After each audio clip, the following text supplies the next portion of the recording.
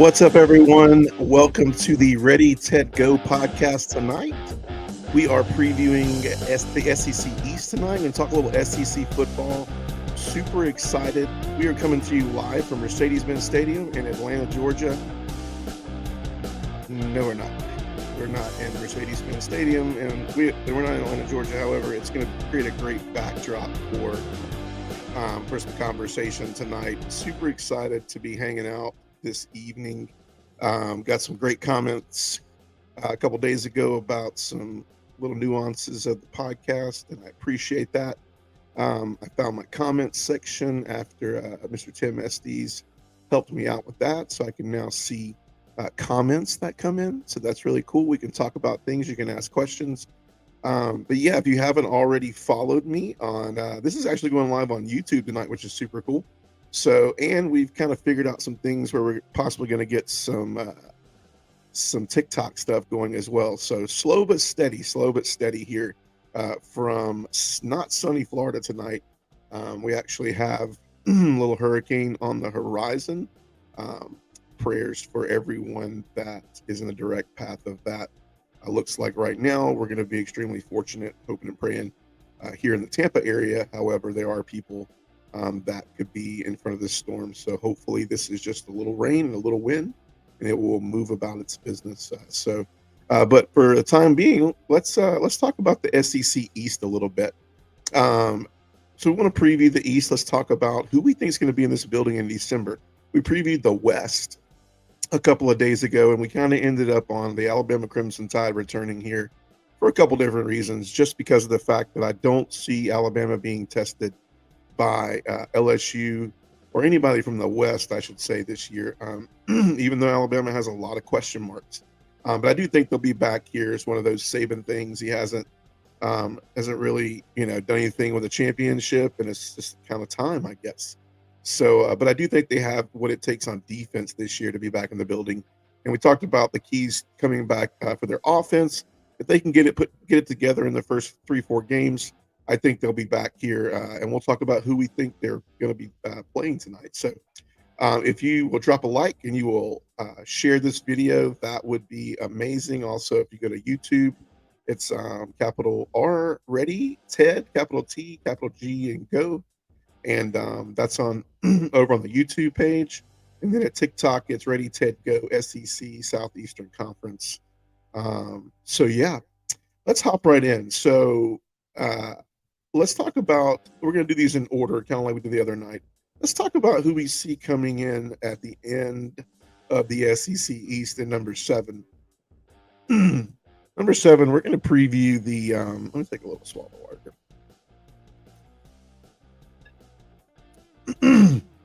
Don't read the cup.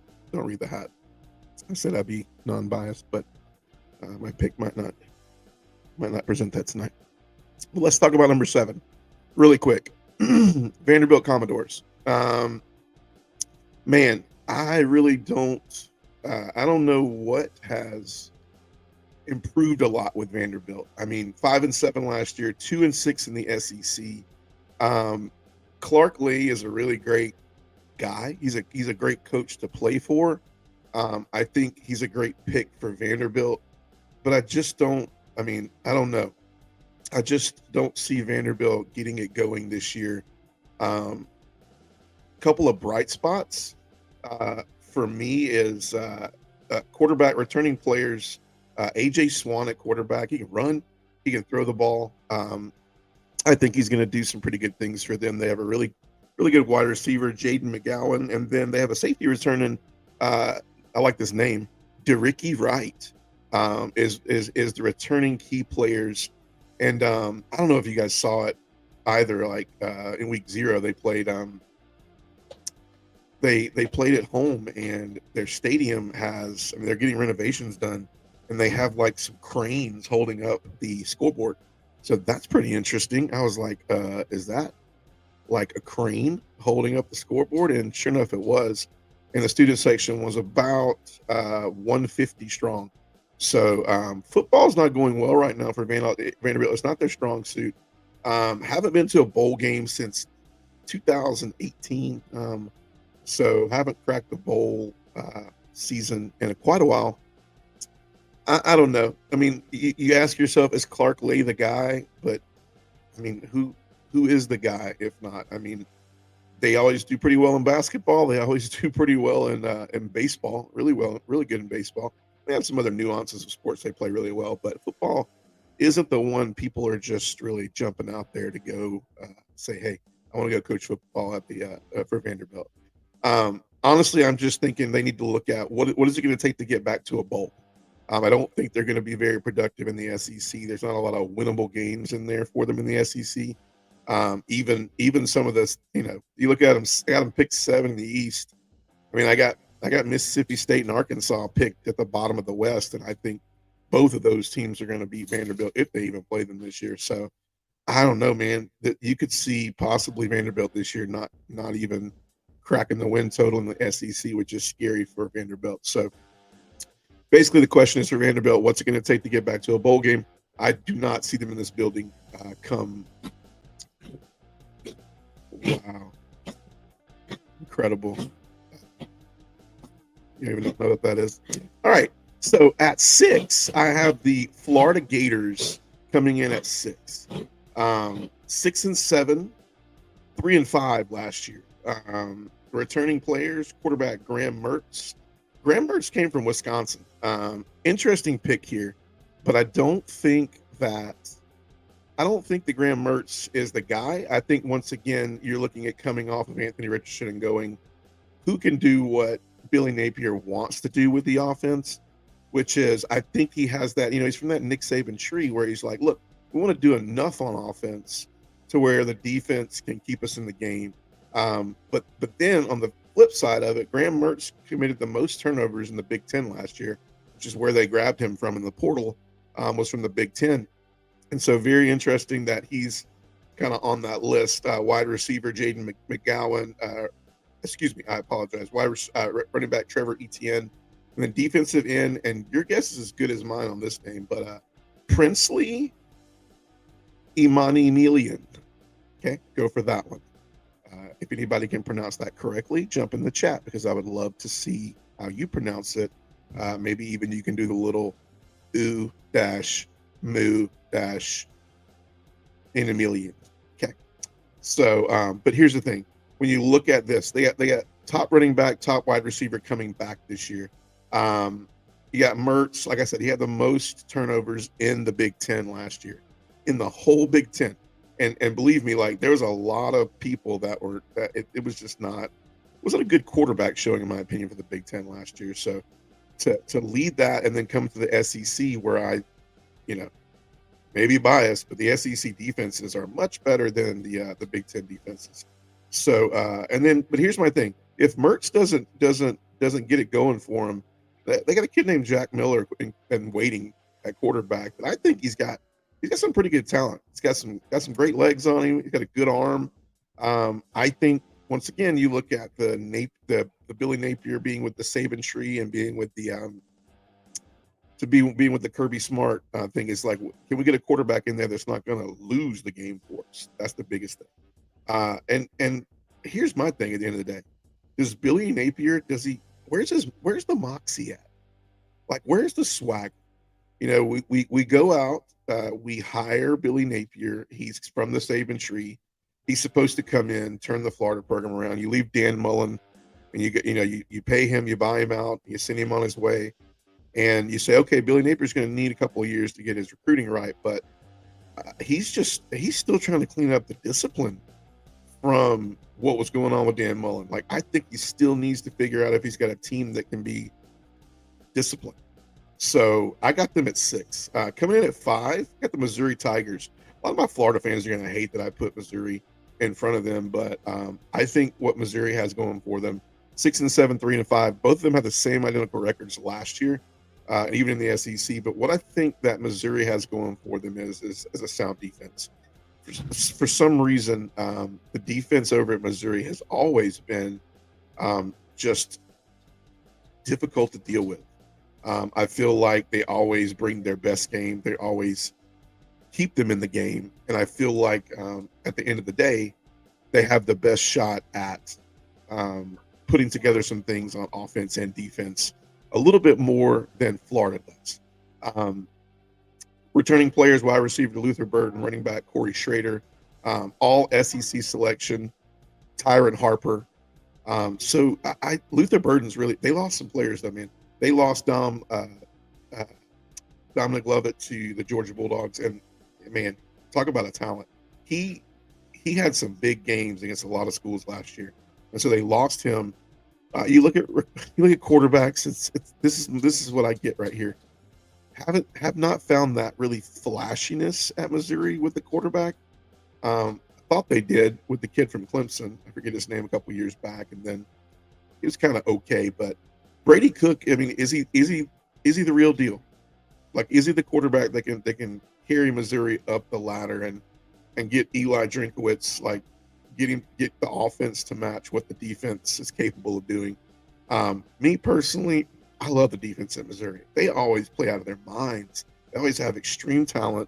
They're always just a sneaky team every year. They come out 6-7, 3-5. But I do feel like that they come in at 5. And the only thing I would say is they're gonna be in games. Can they finish? And I think if Brady Cook can score a few touchdowns and Missouri's defense can play up to that standard every week, they're gonna have a few more wins than they've had in the previous years. So I have them at 5. When you come in at 4, this is where it gets a little bit of a. I feel like it's a perfect separation of the East. It's kind of like when you look at, in my opinion, when you look at Alabama, you look at LSU, and you look at Ole Miss in the West. I think this is where your divide starts to happen. I definitely think right now that Alabama, LSU, and Ole Miss are clearly separate.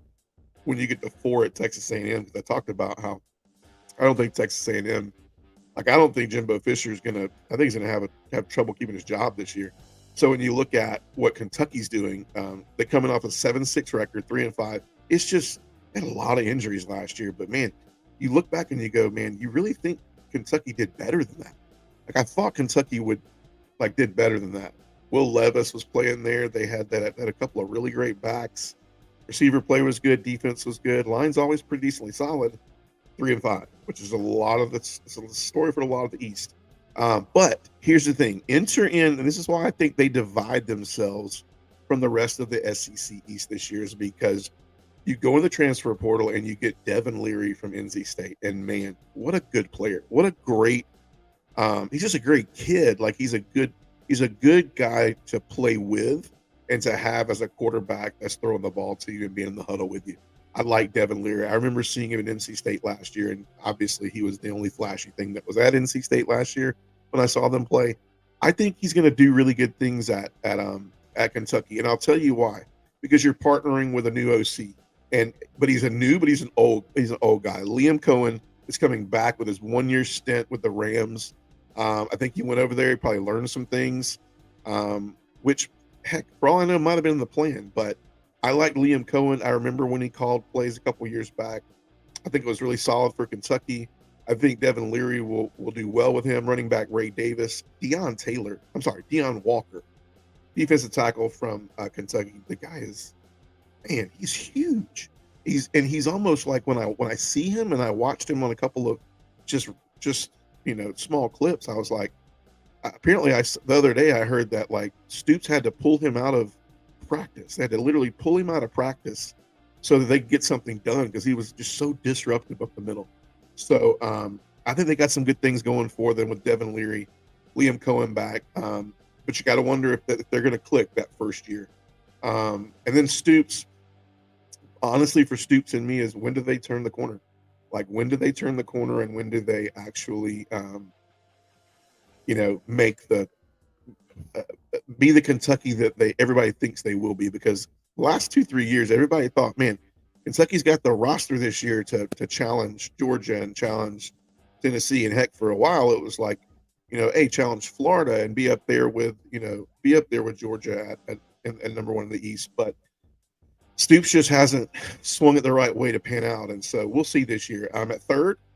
I got South Carolina. Some people have Kentucky before South Carolina. I have South Carolina at 3rd. I'll tell you why. Is because I think Spencer Rattler is going to play a little bit better this year. Be second year in this offense. Second year with Shane Beamer. They finished up really strong last year towards the end of the year. Ended up being 8-5, 4-4 in the SEC.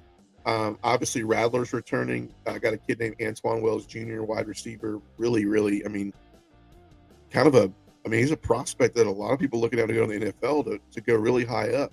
Strong receiver, strong hands. Defensive back Nick Emanwari. I watched him all the way back. I remember 2 years ago watching him against Georgia play as a freshman, and he had like 2 picks. And he's everywhere. Really, really good kid. Really solid, lengthy kid. And I like they got a lot of the line returning.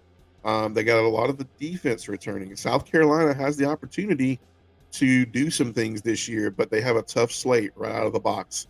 Shane Beamer, 3rd season. They're going to be looking at Shane Beamer to actually do something this year and actually show what he's, in the last 2-3 years, what he's put together as a recruiting class. But once again, new offensive coordinator, turnovers and inconsistent defense has been the tail of the tape for South Carolina the last few years. So I got them at 3rd. Second, I got the Tennessee Volunteers.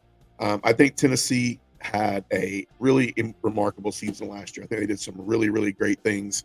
Josh Heupel came in.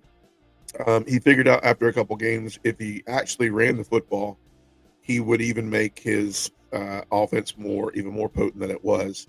Because at first it was like I think Hendon Hooker threw like 140 passes in 2 games, which is great against Division I and Division II and Division I AA schools. But when you got in there with real competition in the SEC and other competition out there in college football, you had to show a little bit more balance than that. The SEC you've never been able to, in my opinion, you've never been able to come to the SEC and not run the ball. You got to run the ball. They are returning quarterback Joe Milton, who, when you look back, it was a battle last year between him and Hendon Hooker. Hendon Hooker went out with a leg injury. Milton came in, was solid, did some really great things. Wide receiver Brew McCoy was really flashy last year. I love linebacker Aaron Beasley everywhere on the field, just everywhere. Aaron Beasley's number is always everywhere. They got a lot of defense coming back, a lot of offense coming back, a lot of talent at quarter. I like Joe Milton, but Joe Milton's a head case. But I will tell you, if he's not the guy and he slips, this Nico Iamalava, this guy, I don't even know if I'm pronouncing his name. I'm probably butchering half his name. But I've seen this kid. He's a freshman. If he struggles, man, they're going to pull him in really quick. Tall, lengthy kid. A lot of promise coming out of high school. Had one of the most prolific offenses in the country last year. I mean, the only team that I really saw slow them down was Georgia, and really it was one of those things where I think they caught them in the right time. I remember being at that game last year, and that game was incredible. But the weather played a role in the second half of that game. So when I look back, I go, man, if the weather doesn't come into play, and the run game is not an issue and they have to kind of play from behind, is it a closer game? Because Tennessee really got some things clicking before that game and after that game. So, and is the defense going to match the offense? They have a lot of returners on defense. If the defense can match the offense, they'll definitely challenge for the SEC East. But not only that, in years to come, if they keep that up, we definitely have a chance in the SEC to have a few teams in the college football playoff. I say a few, I'm talking like maybe 4 or 5 teams every year, and that would be incredible, especially when you're adding Texas and Oklahoma to the mix. And then at number 1, I have the Georgia Bulldogs coming in, not in a biased way. I do think Georgia has the talent to win the East again. A lot of people are going to say that Georgia has one of the easier schedules. I get it, but Georgia doesn't make the schedules. They just play it. And, we didn't get a really strong bye. If you want to go to a hard schedule, go to Georgia's schedule next year where they have to go to Texas, to Alabama next year. So trust me, they are definitely they're going to deal with it, just not this year. However, they still have some games on their plate that they gotta win. They got to go to South Carolina. And I just told you that I think South Carolina is much improved this year, and they're definitely going to contend, finish 3rd in the East. They're going to contend for a couple of those games. They have to play Ole Miss at home. They got to go to Tennessee. So this is, by all means, this is not a cakewalk. They got Missouri at home. And I told you, Missouri's defense is pretty scrappy. So returning players, I think, like I said, all these comments not biased. I think anybody on any podcast right now would agree with this. But Brock Bowers could be probably playing in the NFL right now. And I went on my car talk this morning and talked about how Kirby actually talked about with all the injuries at running back that Brock Bowers might be getting the ball out of the backfield, which is fine because any way we can get it in his hands, he makes good things happen. Returning All-American freshman Malachi Starks at the safety position, Mikael Williams, the defensive end, it's just a bruiser, man. He's going to be he's a Nolan Smith type protege type guy. We received Dominic Levitt from Lovett from Missouri, speedy slot receiver to replace Scarce Jackson. And then Ladd McConkey is healthy. And so we're looking for big things from him. There's a lot that came the way in the portal. Carson Beck is going to be the starting quarterback. He won the battle with Brock Vandagriff. I think Carson Beck, you heard the comments that Kirby said at one point between Carson and Stetson. Carson was actually after one of the games last year, Carson was actually getting the nod from the injury from the game coming off of the second game of the year. And Monken went to him and said, "Hey, man, I just think we need to go with Stetson. I think he looked better in practice. I think the whole time Carson was the second guy coming up, but they made the call on Stetson and we never looked back. And so you got to look back and go, what if Carson Beck is in there at that time? Well, maybe we don't go on to win 2 national championships. However, what if he was? I mean, there's been a lot of good talk about Carson, his arm strength. He's a taller, bigger quarterback, can still run around and sling it. But, a lot of people look and go, Stetson didn't blink. He had that swagger, that moxie. And so looking for that from Carson Beck. A couple of notes replacing the offensive coordinator. However, the offensive coordinator was on staff there. He was there pretty much the majority of the year working with Todd Monken. He knows Georgia. He's a Georgia guy, a quarterback in the system at Georgia. Some years back, Mike Bobo, he called plays at Georgia in the Mark Richt era, so it's not anywhere new to him. Georgia runs through his blood, so I definitely think that, and then Schumann returning as a defensive coordinator, he had the opportunity to leave, but he stayed. I think that's incredible for the Dogs. Injuries at running back are something that you want to keep an eye on.